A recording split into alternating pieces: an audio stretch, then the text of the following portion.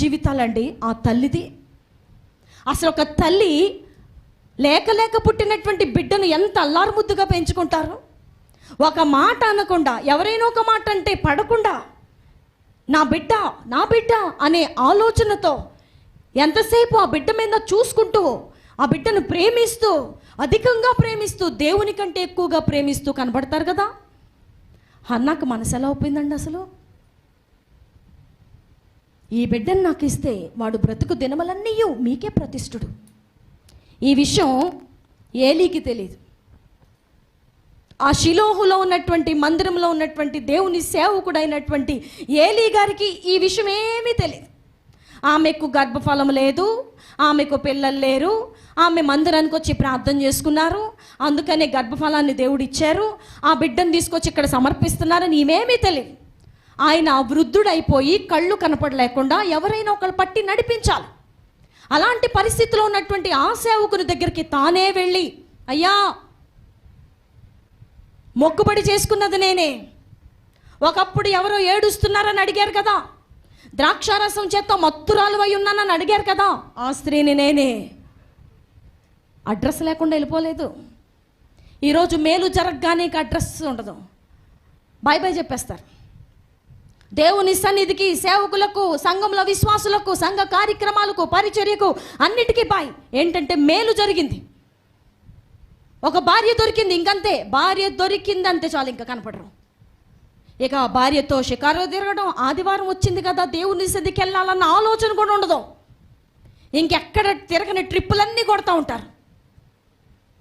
దేవుడు మనకు ఒక మేలు చేసినప్పుడు, ఒక ఆశీర్వాదాన్ని దేవుడు మనకిచ్చినప్పుడు, దాన్ని తీసుకుని వెళ్ళి కృతజ్ఞతగా దేవుని సన్నిధిలో చెప్పటం, అయ్యా ప్రార్థించిన స్త్రీని నేనే, దేవుని సన్నిధికి వచ్చి ఏడ్చిన వ్యక్తిని నేనే. దేనికోసం ఏడ్చానంటే, అంతా చెప్తున్నారు ఆవిడే, నాకు గర్భఫలం లేదండి, నన్ను అందరూ గొడ్డుమొద్దన్నని ఏడిపిస్తున్నారు, నన్ను బాగా అవమానిస్తున్నారు. అప్పుడు నేను దేవుని సన్నిధికి వచ్చి ఏడవడం ప్రారంభించాను. ఏమని మొక్కుబడి చేసుకున్నానంటే, అయ్యా, నాకు మీరు ఒక మగబిడ్డని ఇస్తే నేను మీకు ఇచ్చేస్తానని చెప్పాను. ఇదిగో తీసుకొచ్చి మీకు ఇస్తున్నాను. అదే మనం ఉంటే ఏం చేస్తాం? యావండి పాస్టర్ గారు, ఇంతకుముందు ఎవరైనా అప్పగించుకున్నారా? ఇక్కడ ఈ సంఘంలో ఎవరైనా సేవకు అప్పగించుకున్న పిల్లలు ఉన్నారా? ఇట్లాంటి వాళ్ళు వాళ్ళకి గదులేమి ఇస్తారండి? ఫ్యాన్ ఉందా? లైట్ ఉందండి? భోజనం ఎట్లా అండి? మరి వీళ్ళకి వంట వీళ్ళు చేసుకోవాలా, మీరు వండి పెడతారా ఏంటి? వీళ్ళ పరిస్థితి ఏంటి? నేను వచ్చి ఇక్కడ ఉండిపోనా? మా ఫ్యామిలీ అంతా వచ్చి మందిరం దగ్గరే మకాం వేసి కూర్చోమా? ఆ క్వశ్చన్స్ ఏమి ఆమె నోట్లో రాట్లా. ప్రార్థన చేసుకుని దేవుని దగ్గర నుండి సంపాదించుకున్నటువంటి కుమారుడు ఈయనేనండి, సమూయేలు. ఇదిగో పాలు మానేశాడు, ఆహారం తినే వయసుకు వచ్చాడు, తీసుకొచ్చి మీకు అప్పచెప్పేస్తున్నా, మీరే చూసుకోండి. ఎంత డేరండి అసలు, ఎంత గట్స్ ఉండాలండి అలా వదిలేయాలంటే. కన్న బిడ్డ ఎవరు చూస్తారు ఆయన్ని? ఆయన వాష్రూమ్కి వెళ్తే ఎవరు క్లీన్ చేయాలి? ఆయన నిద్రపోకుండా ఏడుస్తుంటే ఎవరు సాకాలి? మనకిష్టమైంది, మనం ప్రేమించేది దేవునికి ఇచ్చుట అంటే ఈ రోజున మనుషులమైన మనకు ఎంత బాధ, ఎంత ఆలోచనలో ఉంటాం, మనం ఆలోచనలో పడిపోతాం. ఇప్పుడు వండుకున్న చేపల కూర తీసుకెళ్ళి మందిరంలో పరిచర్య చేస్తున్న వాళ్ళందరికీ భోజనం పెట్టాలా?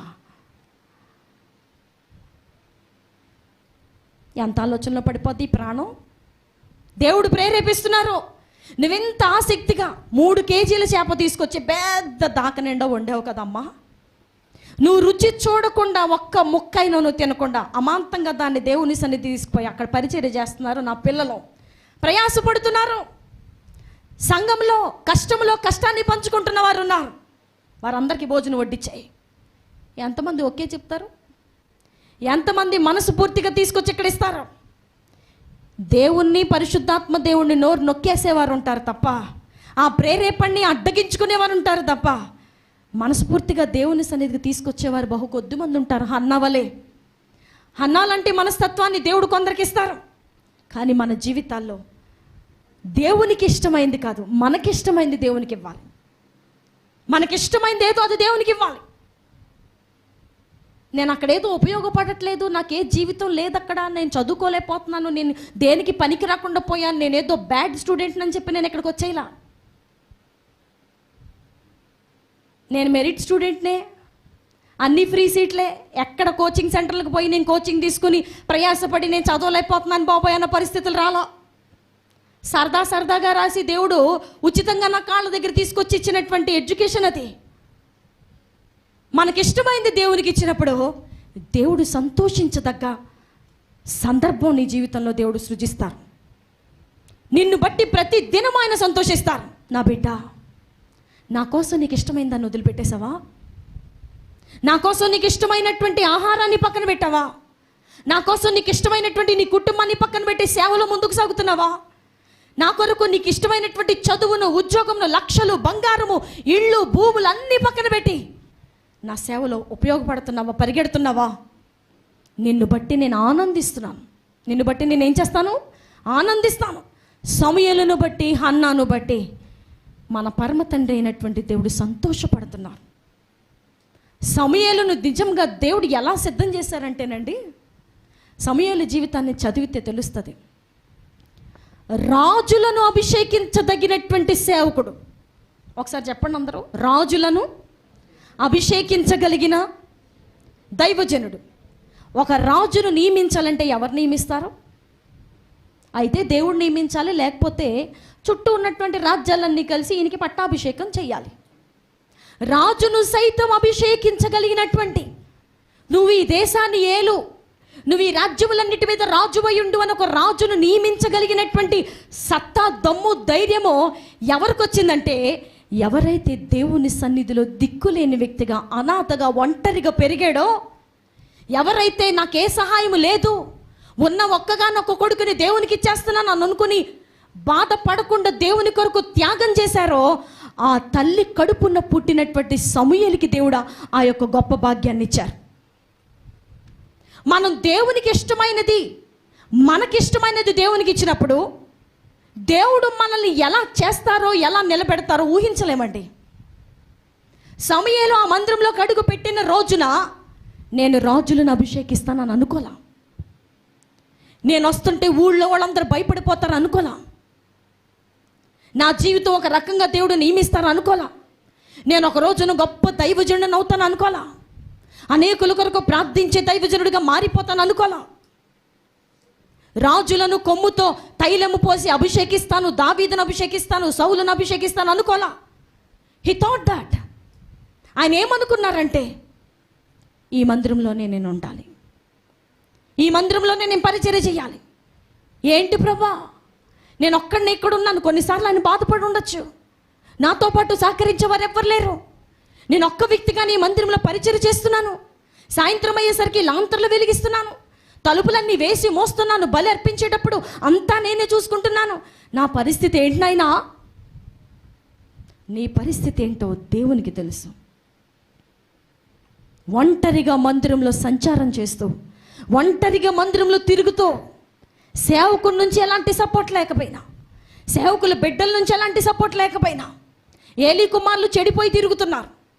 తినొక్కడిగా దేవుని కొరకు నిలబడినప్పుడు రాజులకు సైతము వణుకు పుట్టే అంత దైవజనుడిగా దేవుడు మార్చారు.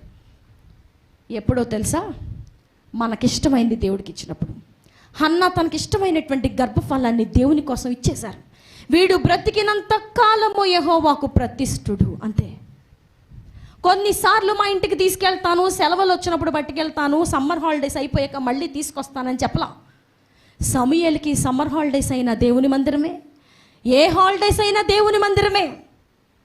ఈరోజు ఒక్కరోజు పరిచర్యకి మన పిల్లల్ని పంపించాయి, బాబోయ్ అలసిపోయారు, కాళ్ళు చేతులు నొప్పులు వచ్చేసినాయి. ఏ అమ్మా, కాళ్ళన్నీ పీకేస్తున్నాయి మమ్మీ.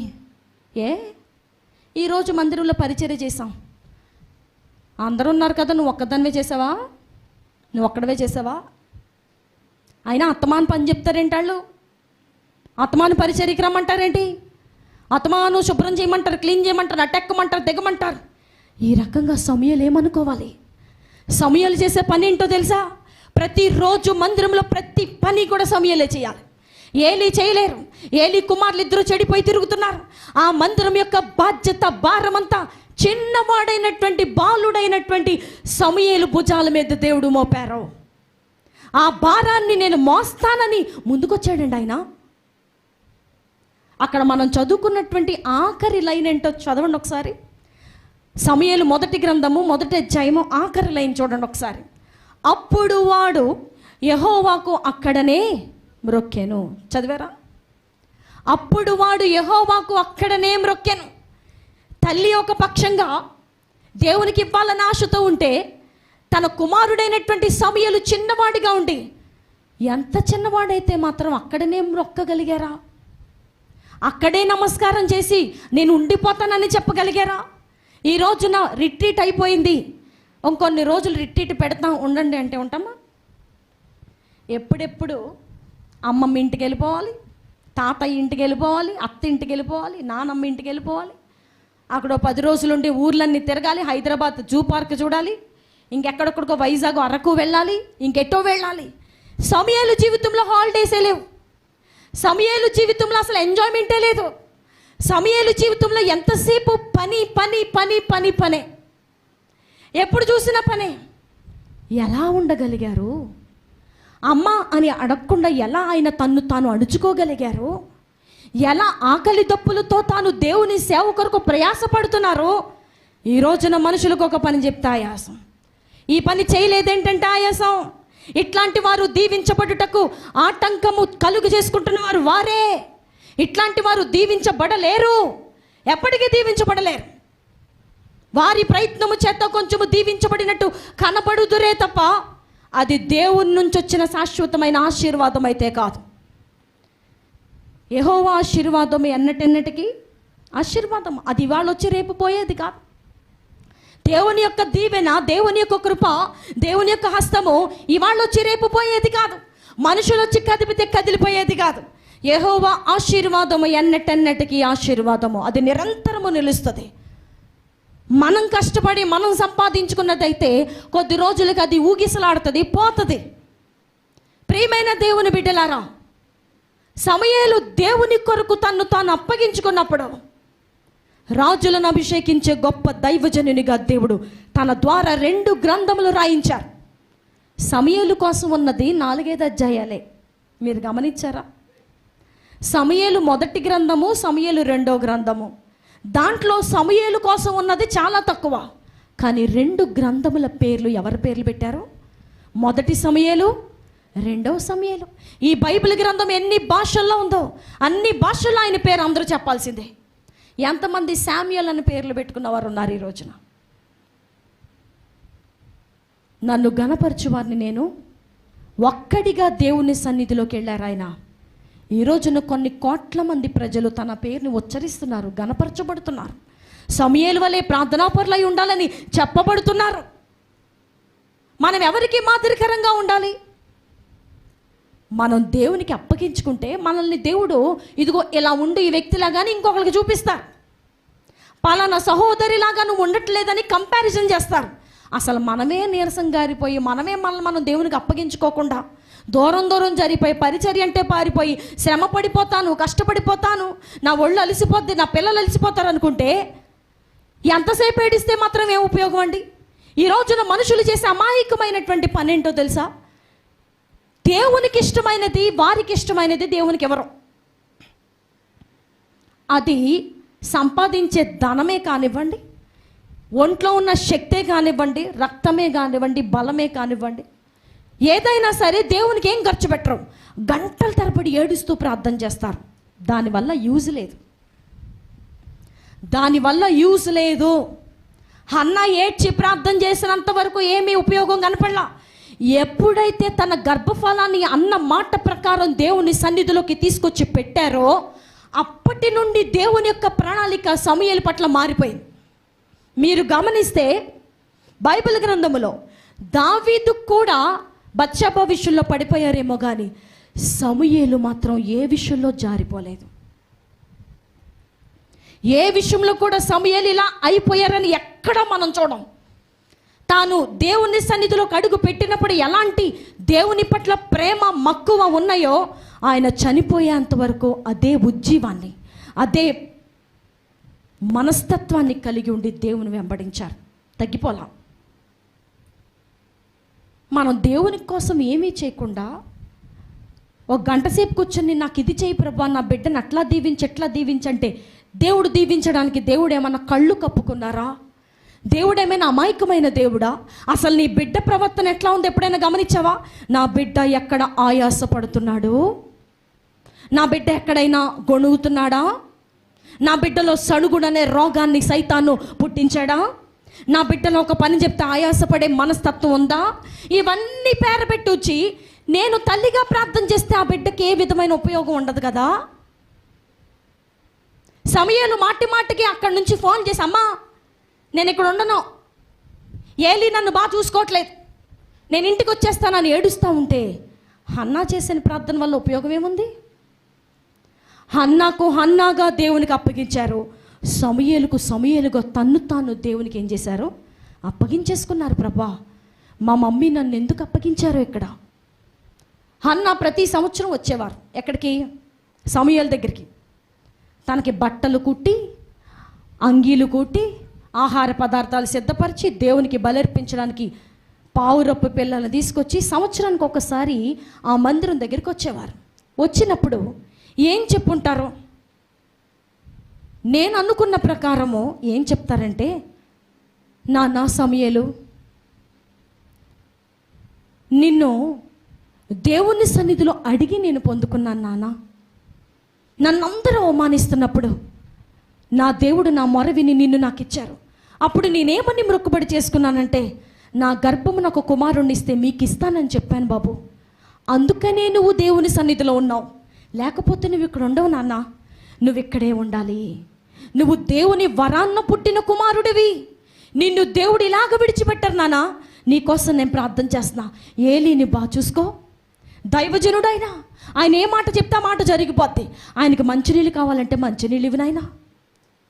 ఆయన ఒకవేళ గమ్మున పెద్ద ఆయన కాబట్టి చాదస్తం చేత మాటలు అన్నా సరే ఏం పర్వాలేదు నాయన. 1కి 10 సార్లు ఒకే పని 10 సార్లు చెప్తున్నారా? ఇసుక్కోకు బాబు. ఈ రోజున సేవకులు ఏదైనా ఒక పని 2 సార్లు చెప్తే ఎంత ఆయాసం అండి మనుషులకి. ఇట్లాంటి వారు గంట సేపు కూర్చొని ప్రార్థన చేస్తే దేవుడు దీవించడానికి నీలాగా నాలాగా అనుకున్నావా దేవుడు అంటే? చాదస్తంతో ఏలి 4-5 మాటలు ఎక్కువ నిన్ను అన్నా, నిన్ను ఇసుక్కున్నా, అనేక సార్లు నిన్ను పదే పిలిచినా ఇసుక్కోకు నాన్న. ఆయన పెద్ద ఆయన. నువ్వు ఇసుక్కుంటే దేవుని చేత దీవించబడలేవు, దేవుని కన్ను దృష్టిలో నువ్వు పడలేవు. ఏలి కుమారులు నీ అన్నయ్యలు ఇద్దరు చెడిపోతున్నారు, వారిని బట్టి నువ్వు చెడ్డ అలవాట్లు నేర్చుకోకు నాన్న. నువ్వు ఎక్కడే కూర్చుని బైబిల్ చదువుకో, ప్రార్థన చేసుకో, దేవుణ్ణి మాట్లాడమని అడుగు. నీతో మాట్లాడతారు. నిన్ను దేవుడు నియమించుకున్నారు నాన్న, నిన్ను దేవుడు ఏర్పాటు చేసుకున్నారు. నిజంగా నువ్వు గొప్ప వ్యక్తిగా మార్పు చెందుతావు. నువ్వు ఇక్కడి నుంచి ఇంటికి వస్తాను అని అనుకో, అమ్మ కావాలని ఏడవకో, నాన్న కావాలని ఏడవకో, చుట్టూ ఫ్రెండ్స్ కావాలని ఏడవకో. నువ్వు ఇక్కడే దేవునికి ప్రతిష్ఠితుడుగా ఉండాలి నాన్న. తల్లి యొక్క బోధ, తల్లి తన బిడ్డకు నూరిపోసే ఆ ఉగ్గి పాలు ఎలా ఉన్నాయో చూడండి. ఈ రోజున తల్లులైన మన బిడ్డలకి ఏమి నూరిపోస్తున్నావు? నువ్వు వెళ్ళకో. నువ్వు వెళ్ళవంటే నీకు పని చెప్పేస్తారు, నువ్వు వెళ్ళవంటే నిన్ను వాడుకుంటారు. నువ్వు వెళ్ళకో. ఏంటి అంతసేపు ఉంటున్నావేంటి అక్కడ? మందిరం దగ్గర ఎంతసేపు ఉంటున్నావేంటి? ఎంతసేపు అక్కడ ఏం పరిచర్య చేయాలి నువ్వు? హన్నా వలే తన బిడ్డకు ఏమి నూరిపోయాలండి ఈ రోజున తల్లులు? ఏమి చెప్పి పంపిస్తున్నారు తన కుమారునికి? ప్రతి సంవత్సరము కూడా తాను చెప్పే బోధ తన బిడ్డకు ఒక బలమైనటువంటి పిల్లర్గా నిలబడిపోయింది. మా తల్లి గారి మాటల కోసమని నేను ఇక్కడ ఉండాలి. మా అమ్మ ఏం చెప్పింది? ఇక్కడి నుంచి నన్ను తీసుకెళ్తాం, నేను దేవునికే ప్రతిష్ఠున్నంట, నేను దేవుని పరిచర్య చేయాలంట, నేను అలాగే ఉంటాను. తల్లి యొక్క ప్రభావం బిడ్డల మీద పరిచర్య విషయంలో చాలా ఉంటుంది. మీకు తెలుసు ఆ సంగతి. What ever you teach to your children, they will behave like that. వాళ్ళ ఇంటికి వెళ్ళినా పరిచర్య కోసం, సంఘం కోసం మీరు మీ పిల్లలకి ఏం చెప్తున్నారండి? ఇక్కడ కూర్చున్న మీరు, ఇక్కడ పరిచర్యలో ఉన్నటువంటి మీ పిల్లలకు ఏమని బోధిస్తున్నారు? ఏమని వారికి బోధ చేస్తున్నారు? ఒక తల్లులుగా, తండ్రులుగా, నానా నువ్వు మందిరంలో పరిచర్య చేస్తున్నావు, ఎవరే మాట అన్నా సరే నువ్వు ఆయాసపడడానికి వీల్లేదు. నువ్వు ఇలా ఆయాసపడుకుంటూ పోతే దేవుడి నుంచి వచ్చే ఆశీర్వాదాన్ని నువ్వు కోల్పోతావేమో. సేవకులు ఏదైనా ఒక పని చెప్పినప్పుడు నువ్వు ఇసుక్కుంటే, నువ్వు ఆయాసపడితే, నీలో నువ్వు తిట్టుకుంటా ఉంటే, నేను ఎంత ప్రార్థన చేసినా నీ మీదగా ప్రార్థన రాదు బాబు. నువ్వు జాగ్రత్తగా ఉండాలి, నిన్ను నువ్వు అణుచుకోవాలి. ఎంత తిట్టినా సరే పడే మనసు నీకు రావాలి. మీలో ఎంతమంది అట్లా చెప్పగలిగారు, చెప్తున్నారు? ఇప్పటి వరకు ఒక్కసారైనా మీ పిల్లలకు బోధ చేశారు? మీ పిల్లలు ఎలా ప్రవర్తిస్తున్నారో మీకు తెలుసు. ఇంట్లో అదే ప్రవర్తన మందిరంలో ఉంటుందని కూడా మీకు తెలుసు. అయినా సరే you are neglecting that. You are simply neglecting that. ఏమని తలొస్తారంటే, ఎందుకు చేయాలి పరిచర్య? సేవకులు ఇంట్లో పరిచర్య ఎందుకు చేయాలి? ఎందుకు చేయాలి? మందిరంలో పరిచర్య అంటే కాసేపు చేస్తారు, ఇంకా అస్తమాను పరిచర్యనా? అస్తమాను పిలిచేయటమేనా? అస్తమాను అది చేయండి ఇది చేయండి అని చెప్పడమేనా? ఇంకా పిల్లల్ని సుఖం ఉండనివరా? ఇంకా పిల్లల్ని నిద్రపోనివరా? నీ పిల్లల యొక్క ఆశీర్వాదాన్ని నువ్వే కత్తిరి తీసుకొని ఏం చేస్తున్నావు? కట్ చేసావు. ఇప్పుడు వరకే దేవుడు వారి పక్షంగా మరొక రకంగా నిర్ణయించారు. కానీ మన యొక్క ఆలోచనలు, మన యొక్క నూరిపోత ఎలా ఉందంటే వారిని కిందకు పడేసేలాగా మాట్లాడుతారు తల్లిదండ్రులు. Hannah, she is not like that. She is different from all the mothers in this world. ఆమె ప్రపంచంలో ఉన్న ప్రతి తల్లికి భిన్నమైన తల్లి అని చెప్పాలి. ప్రతి సంవత్సరం వచ్చి ఏమని చెప్పారు? హన్నా, ఎలా చూసుకుంటున్నారు? ఏలి ఏం కోరి వాళ్ళ? చారేసి పెట్టాడా? నాకు తెలుసు. సర్లే, మొక్కుబడి చేసుకున్నాగా, ఏం చేస్తాం? కొంతకాలం ఉండి ఇక్కడ, తర్వాత నీకు నువ్వే సేవ ప్రారంభించుకుని నీకు నువ్వే పెద్దోడు అయిపోద్దు కానీ అని చెప్పలా. కపటమైన కుళ్ళు ఆలోచనలు ఆమె దగ్గర లేవు. ఆమె చెప్తున్న మాట, నాన్న నువ్వు ఇక్కడే ఉండాలి, నువ్వు ఇక్కడ దేవునికి ప్రతిష్ఠితం అయిపోయావిక, నా బిడ్డవు కాదు నువ్వు. నేను శారీరకంగా కన్నానంతే తప్ప నువ్వు వరాన పుట్టిన వరపుత్రుడు బాబు.